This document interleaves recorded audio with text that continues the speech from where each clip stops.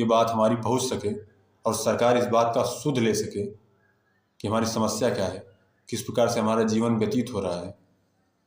तो सुनिएगा।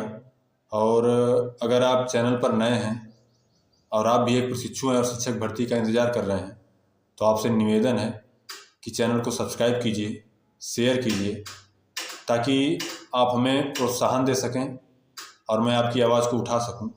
तो सुनिएगा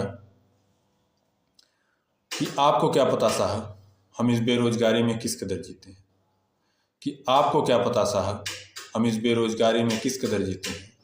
टूटते बिखरते सपनों को उम्मीदों के नए धागों में पिरोते हैं। आपको क्या पता साहब हम इस बेरोज़गारी में किस कदर जीते हैं। हम शिक्षक समाज से आते हैं, ये कहते हुए शर्माते हैं। जब हमने DLED किया तो हमें भी बड़ा गर्व था कि हम शिक्षक बनेंगे और शिक्षक समाज से आते हैं, लेकिन आज ये कहते हुए हमें शर्म आती है और पीड़ा होती है। तो सुनिएगा कि हम शिक्षक समाज से आते हैं, ये कहते हुए भी शर्माते हैं। विश्वगुरु हो रहे इस देश में दर दर की ठोकर खाते हैं, दर दर की ठोकर खाकर भी हम पल पल मर के जीते हैं। आपको क्या पता साहब हम इस बेरोज़गारी में किस कदर जीते हैं। हमने कभी अर्जुन तो कभी चंद्रगुप्त बनाया, कि हमने कभी अर्जुन तो कभी चंद्रगुप्त बनाया, समाज की जिम्मेदारियों को बड़ी शिद्दत से निभाया। कि हमने कभी अर्जुन तो कभी चंद्रगुप्त बनाया, समाज की जिम्मेदारियों को बड़ी शिद्दत से निभाया।